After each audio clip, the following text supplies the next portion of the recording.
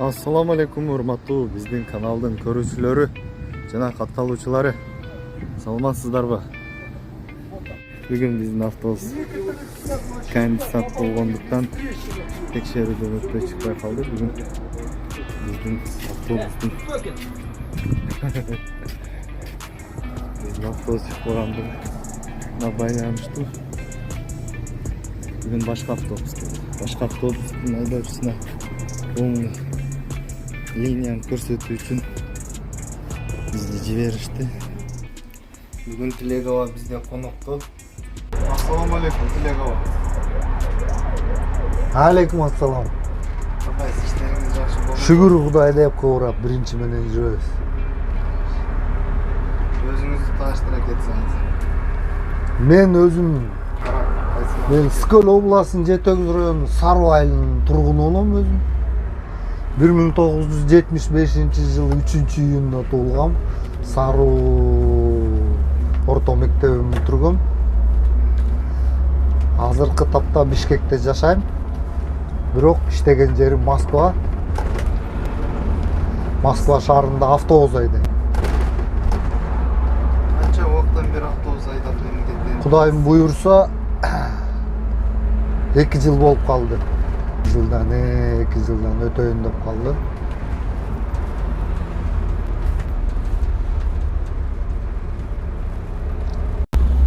Кыргызстанда деле автобус айдоочусуз? Ооба, Кыргызстандан да 3-чү пассажирский автобазада иштечүм. Башында андан кийин бусик айдадым частный. Анан бияка келдим. Кыргызстанда пассажирский автобазада иштечүм, 3-чү автобазада. Алматинский, Горький. Ал жак менен бул жак айлык Чоң. майнасы. Эми бияктагы менин Кыргызстандын айырмасы биринчиден бияктын автобустары жакшы, ишке, жумушка бияк жеңил. Өзүнүн полосасы бар. Биринчи очередтен водительский солидарность аябай кармайт. Поворот берсең кой берет.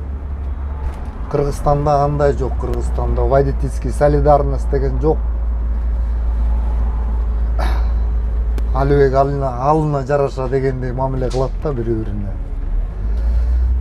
Биякта орустар эмне бизге жакшы жаңы машинелерди берген, форманы берген, майды куюп берген, автобусуңду жууп тазалап берген, только иштеп бер. А Кыргызстанда мындай эмес. Автобус ремонтторун полный өздөрү карашат. Биякта карашат, а Кыргызстанда жок, карабайт. Карайт аякта деле, бирок эми жок да баягы эле. Жетише элек ага. Бирок акча тыйыныңды берип өзүң жасаткан күндөрдө болгон, запчасть сатып келип салган күндөрдө болгон Кыргызстанда. Кайсы жылдары болуп калат ошондо сиз? Эсимен чыгып кетти ошо кайсы жылдар экен.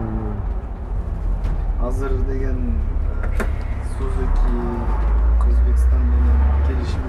Ошол келип атыптыр дейт, бирок аны көрө элек мен интернеттен эле көрдүм, келип атат деген.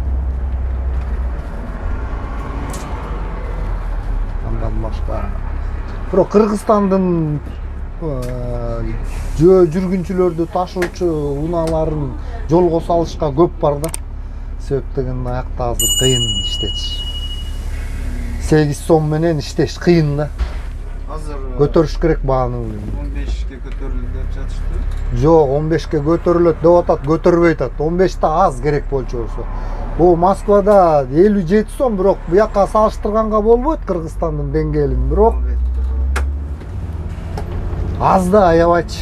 10 сом деген ал болбойт болчу. Мисалы үчүн 1 литр соляркаң 50 сом болуп атат, 1 литр солярка алыш үчүн 55 киши саш керек.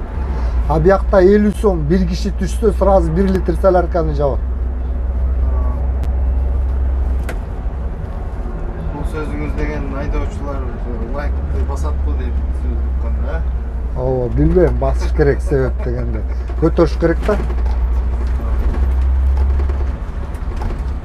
Көтөрсө биякта иштегендердин деле көбү кетет эле. Барып бусик алып үй бүлөсүнүн жанында иштешет эле. мен деле кетмекмин көтөрүлсө баасы барып бир жакшы спринтер алып алып үй бүлөмдүн бала бакырамдын жанында иштегенге эмне жетсин.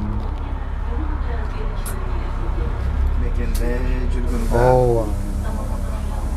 Бирок Кыргызстанга салыштырмалуу биякта аябагандай жеңил да жумуш. Аябай жеңил да. Кыргызстанда мен иштеп жүргөн учурларымды элестетсем жөн эле бир курап эле жүргөнмүн го деп элестетем. Азыр Кыргызстанга барып иштей элбей каламбы деп да корком керек болчу болсочу. Себеп дегенде мен аякта элестете албайм да иштешти. Өткөндө отпускага барып келдим.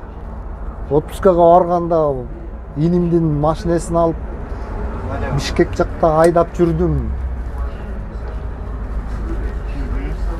Айдай албай аябай кандай кыйналдым да. Эмнеден? Жолдон бу. Тыгын жол тар. Аябаганда жол тар. Поворот берсең кой бербейт. Бияка көнүп калып, бияка айдай албай жаман кыйналдым.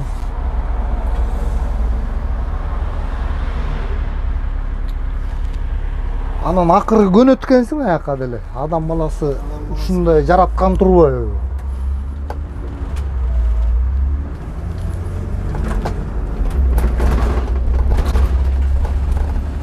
Ошол Чыңгыз. Кыргызстан оңолуп кетсе экен десем, эки көзүбүз төрт, бирок Азыркы президентибиз. Азыркы менин абам көтөрөм деп аракет кылып атат, эми кичине жардам берип коюш керек биз да. Эми биз эмне кылып жардам беребиз? Биздин колубуздан эмне келет? Өзүбүздүн арабабызды эле өзүбүз тартышыбыз керек. Тартып келгенбиз ушуга кадери. Дагы эле тартып жүрөбүз. Мамлекеттен эч кандай жардам жок.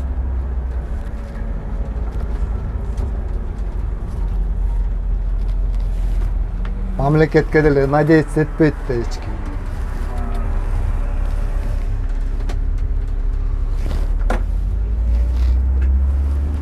Садыр Жапаров. Жакшылыкка өзүбүздүн немебиз бар, надеждабыз бар, ошо аткарылат го деп ойлойбуз. Эми ошо Кыргызстанга барып иштесек кандай сонун эле болот эле.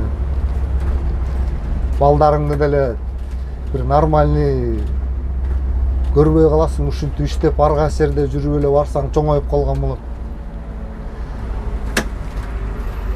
Кайра кетесиң, кайра барсаң кайра чоңоюп калган болот. Ушинтип эле кыргыздын күнү өтүп атат. Садыр Жапаровка эмне дейм мен? Самый главный ден соолук берсин. Ойлогон ойлорун, иштеген иштери ийгиликтүү аткарылса эле болду. Биз ошого эле ыраазы болот элек карапайым эл. Бирок жанагы чоңдорду кой берип коюп атканына жаман элдин көбү нааразы болуп атат да. Эми ошолор кыргыздын карызы, менин оюмча, кыргыз эмнеге карыз болду?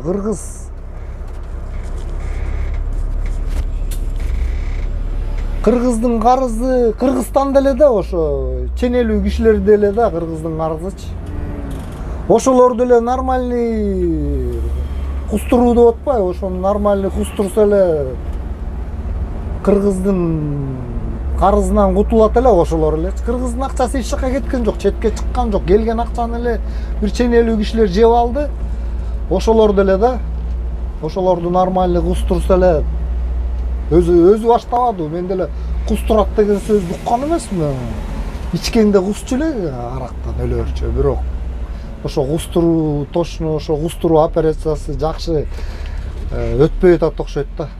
Камап атат эми. Бул деле элдин көзүнө мындай жасалма түрдүү көрүнүп калып атат да, менин оюмча. Өзүм ар бир киши өзүнүн оюн айтканга милдеттүү турбайбы? Ошо оңолуп кетсе экен деген эле ой бизде. Башка оңолуп кетип бизде ушундай жакшынакай жумуштарда иштесек. Эфир аякталып атат. Каналга подписаться эткенди унутпаңыздар. Лайкты басып, Жакшы комментарий калтыргандарга приз бар. Менден жакшы ыр. Колокольчикту сөзсүз басабыз, каналга кошулабыз.